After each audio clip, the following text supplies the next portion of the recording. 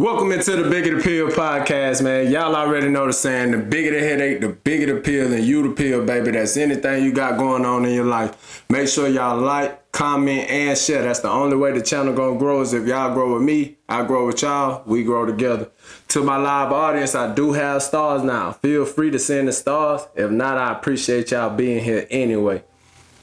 Week 4, man.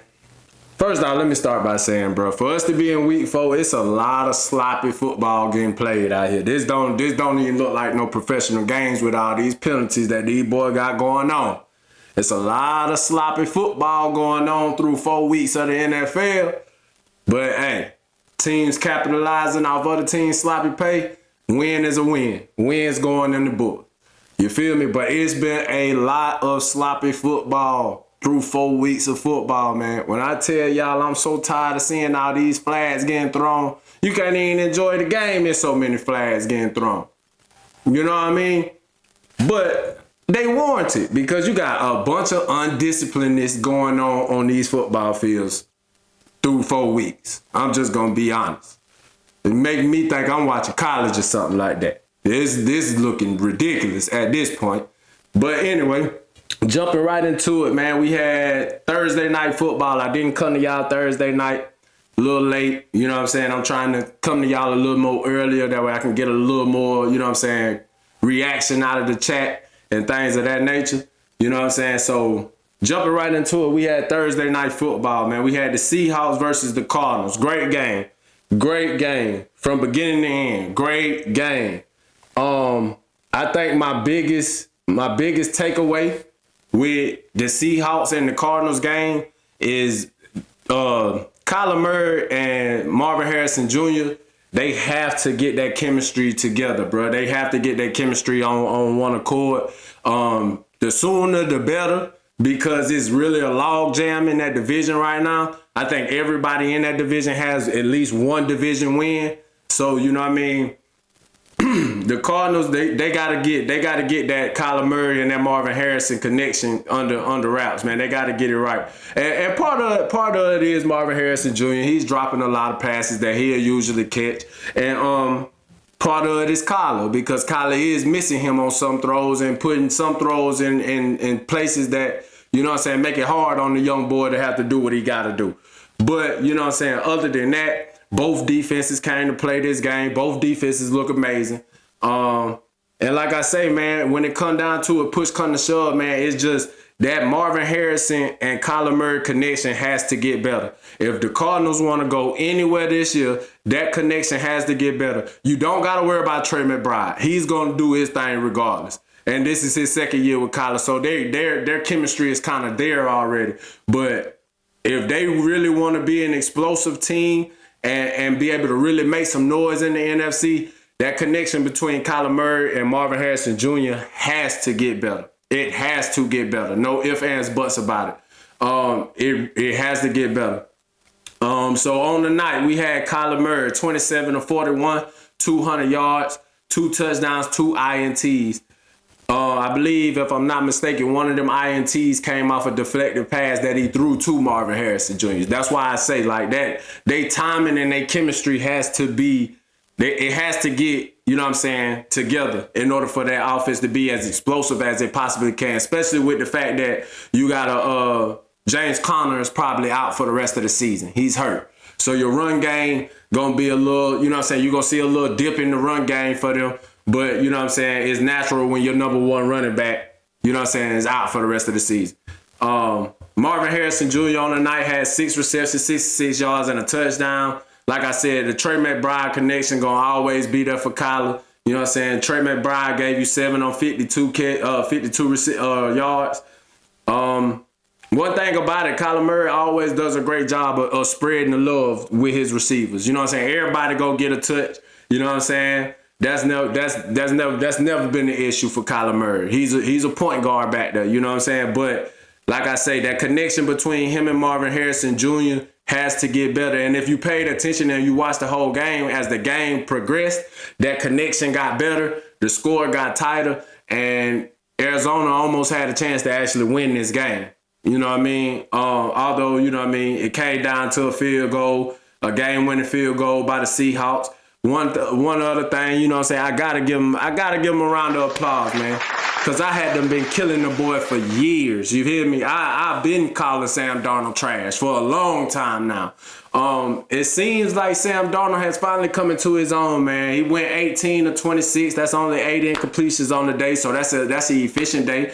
Gave you 242 yards, a touchdown, and no turnovers. You know what I'm saying?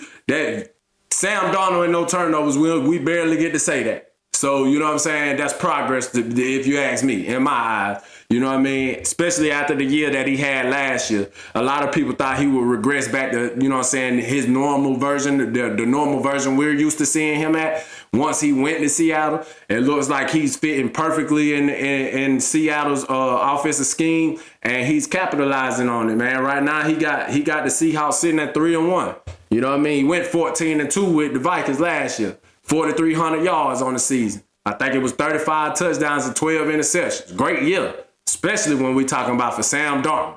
You know what I'm saying? And right now it's looking like he's on pace to do it again with the Seahawks. You had Kenneth Walker. He had a good day, 19 carries, 81 yards. Zach Charbonnet had a decent day with 12 carries, 39 yards and a touchdown. Hell, even Sam Darnold rushed one time and gave you 24 yards on that rush by itself. You know what I'm saying? So, you know what I mean? He definitely looked like he's finally coming into his own as a starting quarterback in this league, and I couldn't be any more happier for the dude, man. Like I say, I used to kill the dude. I used to call him a bum and all type of stuff. You know what I'm saying? Because he wasn't that. But you know what I'm saying? After years of developing, it looks like he has what it takes to be a starter in this league. Then you have Jackson Smith-Njigba. A lot of people was questioning the DK Metcalf trade because who was going to step up as that number one. Jackson Smith-Njigba has definitely stepped up in that number one role. He gave you 4 receptions, 79 yards Thursday night. Big day for him because a lot of his catches came in moments that they really needed them. The Arizona Cardinals defense did a good job of bottling him up the first half, and then he came out second half and he did his thing like he normally do. He's the leading receiver for them, and I want to say he might be the leading receiver in the league right now, but we'll have to check the numbers on that, especially after the weekend Puka Nacua just had.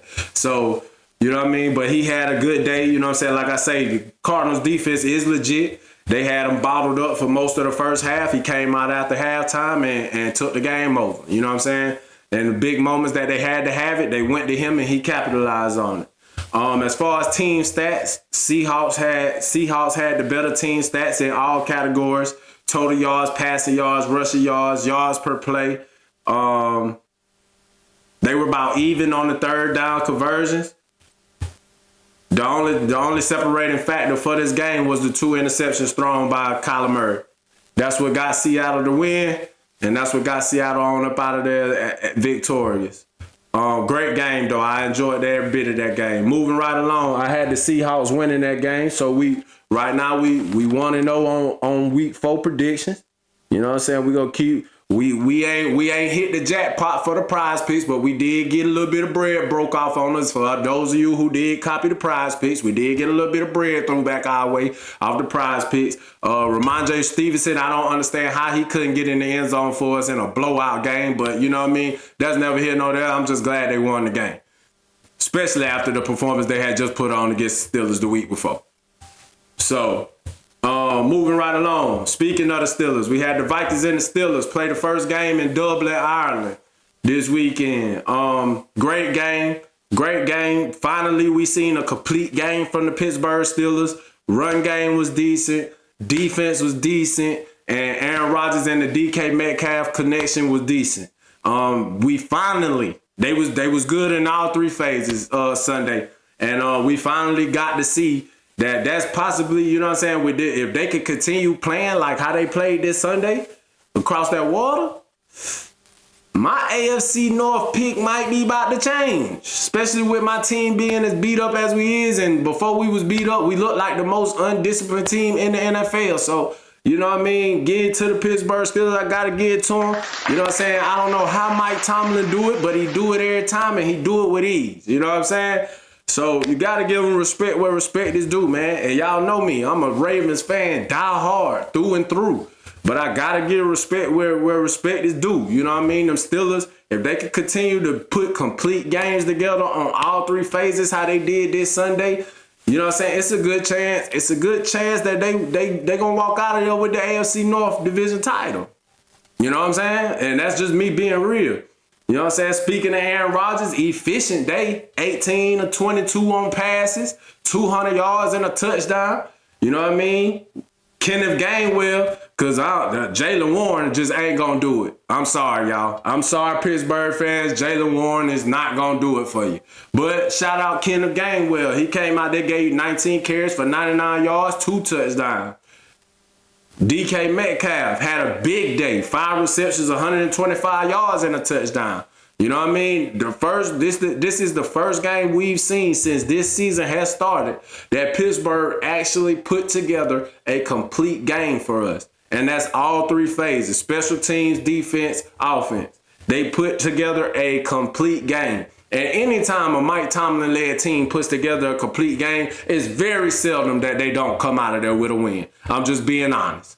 You know what I mean? Shout out Mike Tomlin, because like I said, I don't know how he been able to do it so consistently for this many years, but he's been doing it. You know what I mean? Then it helps. It also helps because you're playing against Carson Wentz and he gave you 2 picks. You know what I'm saying? He threw you 2 picks. Although he passed for 350 yards, 2 touchdowns, he still threw you 2 interceptions too. So, you know what I mean? But it was a great game, though. It was a great game. Vikings still had an opportunity to pull out this win. You know what I'm saying? At the end of the day, Carson Wentz gonna Carson Wentz. That's just what it is. That's just what it is. You know what I'm saying? He can give you numbers like this, 30, 46, 350, and 2 touchdowns, but you can guarantee he gonna throw you at least 1 or 2. It's the reason why he not in Philly no more, man. You know what I'm saying? And that's just being real. Plus, he ain't had no help from his run game. Jordan Mason only gave him 57 yards rushing. You know what I'm saying? Justin Jefferson, you know Jay Jetter's going to do his thing regardless. He gave you 10 receptions, 126 yards. Then Jordan Addison gave you another 4 receptions, 114 yards. You see what I'm saying? It's Carson Wentz, man. Carson Wentz going to Carson Wentz every time. It ain't no way around that. You know what I'm saying? He going to throw you at least 1 or 2. Now, it's up to you if you catch him. That's just what Carson Wentz do. You know what I'm saying? Ain't no way around that. You know what I'm saying? But all in all, great game. As far as team stats go, they was pretty much even in team stats. Vikings had 372 total yards to Pittsburgh 313. Passing yards, Pittsburgh had 182. The Vikings had 302, and that was because they was playing from behind trying to catch up. So, of course, they let, you know what I'm saying? Of course, they let Carson Wentz slang the rock as much as he wanted. As you can see, he had 46 pass attempts. Rushing yards, Pittsburgh led in rushing yards with 131 to 70, and they led in yards per play. And those numbers for the yards per play could be kind of, you know what I'm saying, skewed due to the fact that DK did take one. I want to say that slant route was about 67, 77 yards to the house. You know what I'm saying? So, you know what I mean? As far as third down efficiency, neither team was good on third down. The Vikings was 4 of 14. The Steelers was 4 of 10. Like I say, it wasn't really too much of a team stat difference. The only real difference was the fact that, like I said, Carson Wentz threw you 2 interceptions. Pittsburgh didn't turn the ball over at all. Y'all know Aaron Rodgers don't do too much of that anyway. So, you know what I'm saying? That's never been in his repertoire. And shout out Pittsburgh because they won the game and didn't even win the time of possession battle. You know what I mean? So that's how you could tell that them boys came in, handled their business, and got on up out of there. I had the Vikings winning that game, though. I really did have the Vikings winning that game. And I only had the Vikings winning that game because I figured a Brian Flores-led defense would be able to hold Pittsburgh pretty much on the wraps. And which they did. Because they only gave up 24 points on the night. You know what I'm saying? So they definitely held up their end of the bargain. But, you know what I mean? When you got Carson Wentz back there at quarterback, like I say, he going to throw you 1 or 2 every time. It's guaranteed. The Commanders and the Falcons this weekend. I really thought the Commanders had enough to pull out this W this weekend. It wasn't like Marcus Mariota had a bad game for the Commanders. That was not the case at all. I just think Michael Penix probably had a better game.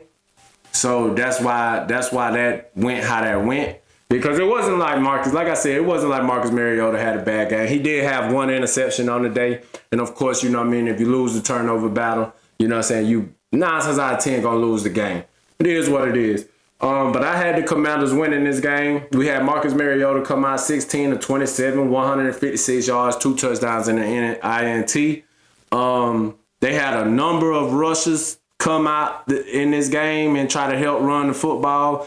Didn't really matter. The Falcons defense was on another level this Sunday. The boys really had something to prove, though. You had just got blew out 30-0 by the Carolina Panthers. So, of course, they was going to come out with a little chip on their shoulder. They did what they were supposed to do. They came out with a chip on their shoulder, and they forced a turnover. Deebo Samuels had a good day, 6 receptions, 72 yards, and a touchdown. And Luke McCaffrey had a decent day, 2 for 21 and a touchdown. Other than that, really wasn't too much help from the receivers. And then you go on the Falcons side of the ball. Of course, they got the human joystick. I call the boy the human joystick.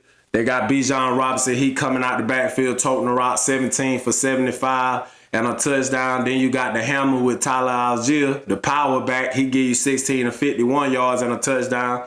But it was really the Michael Penix day. Michael Penix put on an absolute show Sunday. When you go 20 of 26, 313 yards with 2 touchdowns, granted he threw an interception. It really didn't matter. I think that interception came a little early in the game. Wasn't really no momentum built yet. And the boy just put on a show. Some of the passes that this dude can make, man, being a left-handed quarterback is amazing to me. I'm just going to be real. It is amazing to me. And Michael Penix just, you know what I'm saying, he did what he had to do. Drake London came out there, 8 receptions, 110 yards and a touchdown. Bijan Robinson gave you another 106 receiving yards. I'm telling y'all, man, the boy is legit. He making an argument right now. He trying to creep into that top 3 running back spot. You know what I'm saying? He trying to get them. You know what I'm saying? Granted, he played for the Falcons. We all know how that can go in a single season with them Falcons. You know what I'm saying? No shade, no disrespect, but it's the truth. We all know how that go. But the boy is putting on a show at that running back position. Bijan Robinson is the real deal. He is the real McCoy. You know what I mean? Gave you 106 yards in the air receiving, and gave you almost another 100 yards on the ground. He gave you 75 on the ground. You might well round up, call that 100 too. You know what I'm saying? On 4 catches at that. You know what I mean? Then you had Kyle Pitts have a big day, 5 of 70.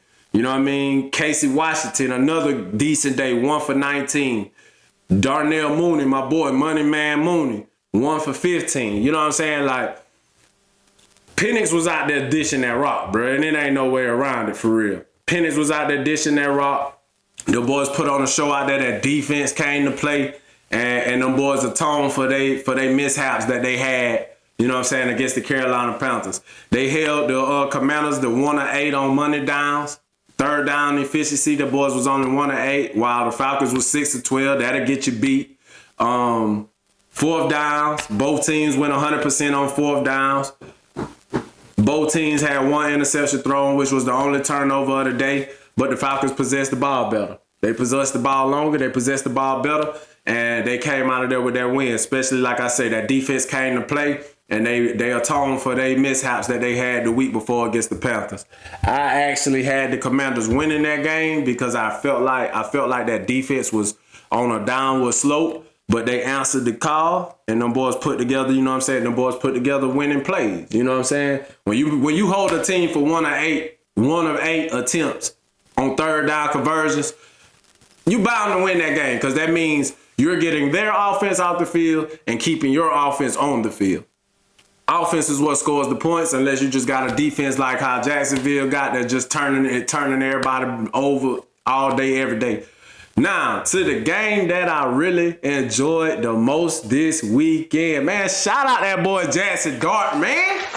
Shout out that boy Jackson Dart, man. I told y'all. I don't know why y'all New York fans, coaching staff, and GMs thought Russell Wilson was the answer. After we done seen 3 seasons in a row now that he is not the answer. It didn't work in Denver. It didn't work in Pittsburgh. Now he get to y'all and he ain't last 3 weeks. The man ain't last 3 weeks, cuz. What? I don't understand. Y'all could have started Jackson Dart from the beginning of the season, and you never know, y'all might would have beat Dallas. Y'all might would have beat Dallas, because Dallas defense ain't that. They allowed Caleb Williams to throw 4 touchdowns on them last week. Now imagine if y'all had Jackson Dart in when y'all paid them boys. Hell, Russ threw for 400-some yards on the Dallas defense. So imagine if y'all had Jackson Dart playing in that game. Bro, y'all would be 2-1 right now. Y'all would be 2-1, bro. But no, everybody want to play with Russell Wilson. Everybody want to start Russell Wilson. Like, this man ain't gave us 3 consecutive seasons of garbage. What y'all see in this man? I'm like, Stephen, I feel like Stephen A. Now the only thing good he bringing to the city is Seattle. What y'all see in this man, bro? The man that gave us 3 consecutive seasons. And then this boy right here, first start, bro. His first start. He go and knock off the Chargers, who look like they are arguably the second best team in the AFC right now. He goes and upset. And when I say upset, because the boy looked damn good while he was out there. I'm telling you, the boy was balling. 3rd down scrambles to keep drives alive. Pass it on time. Yeah, granted, the story to come out of this game is the Malik Neighbors torn ACL. He probably missed the rest of the season. That sucks for the Giants. Don't get me wrong. Don't get it twisted.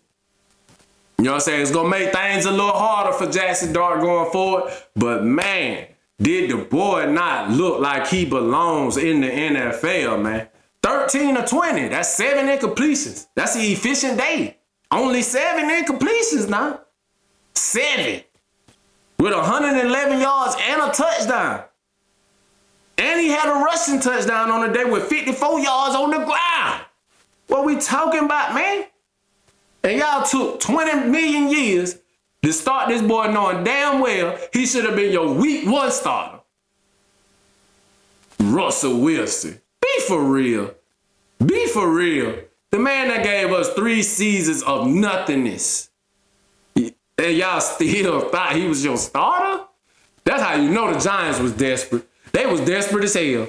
Because ain't no way, bro. Ain't no way. Shout out Cam Scatterboo. He got to start. He got to start with his rookie companion.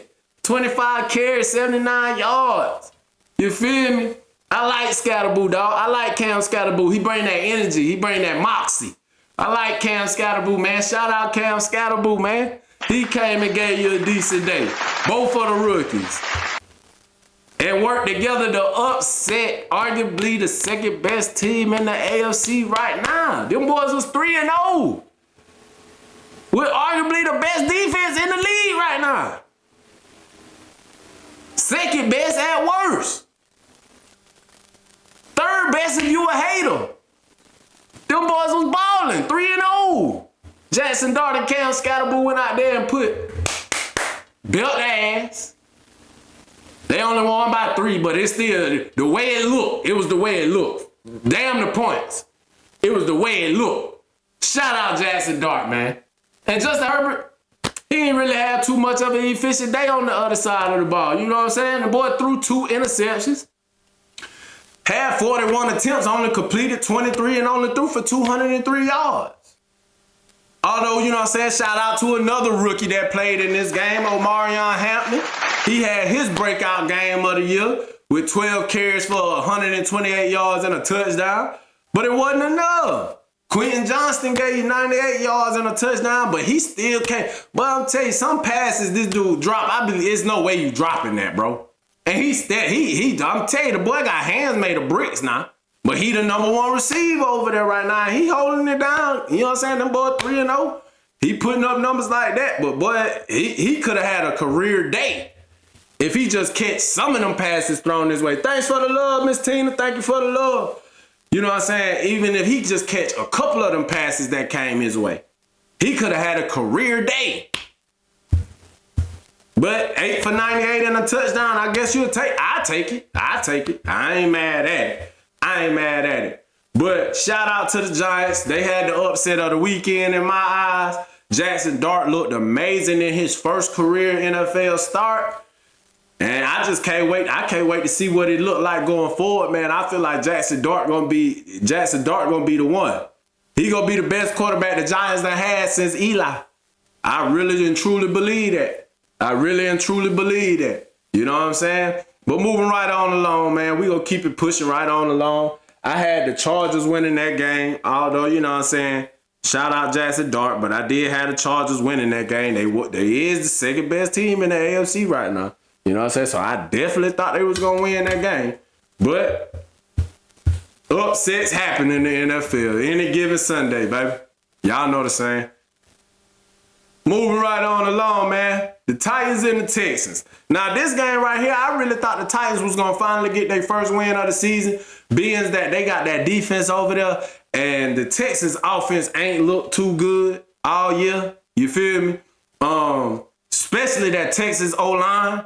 I just knew that the Titans defense was going to be able to exploit that Texas O-line and make it a long day for CJ Stroud and get a rookie an opportunity to actually try and pull a win out on his back.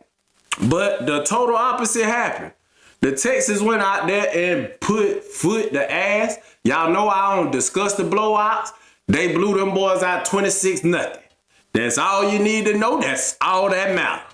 26-0, blowout, got them boys on up out of there. CJ had a efficient day for a change, 22 of 28, 233, 2 touchdowns, no interceptions. He finally had an efficient day because he was starting to worry me.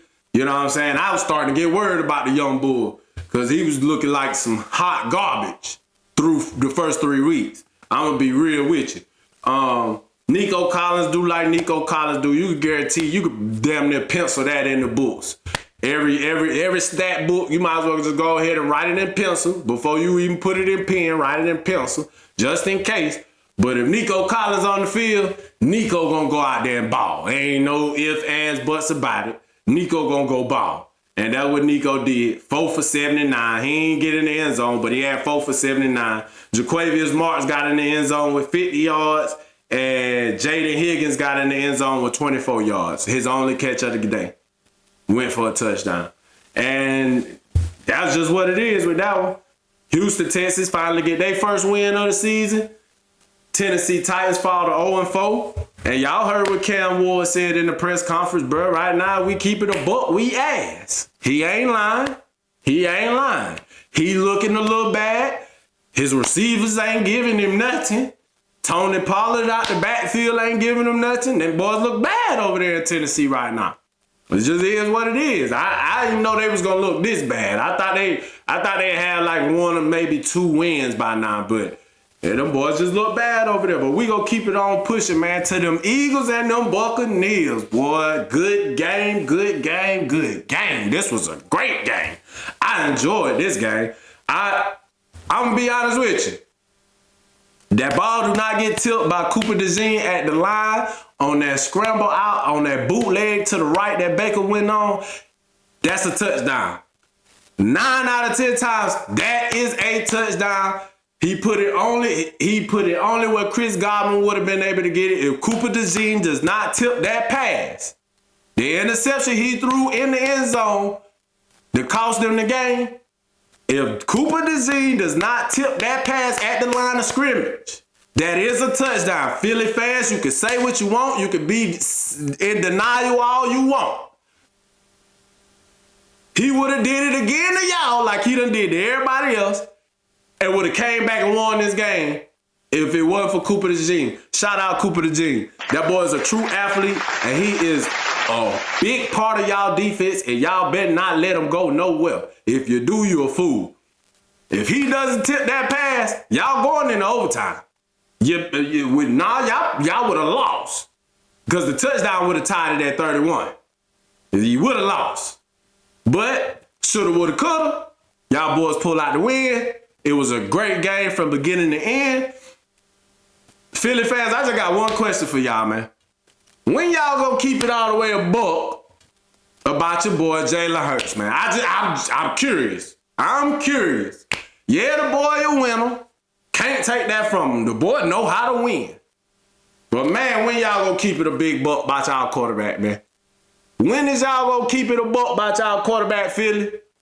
15 or 24, 130 yards, 2 touchdowns? And y'all argue me down there, he supposed to be top 5? I think not. I think not. He top 5, you talking about winners? You talking about being a winner? Top 5 for sure. Top 2 to be exact. I ain't gonna argue that. The boy know how to win. Y'all know me when it comes down to my Alabama QBs. I'm biased now.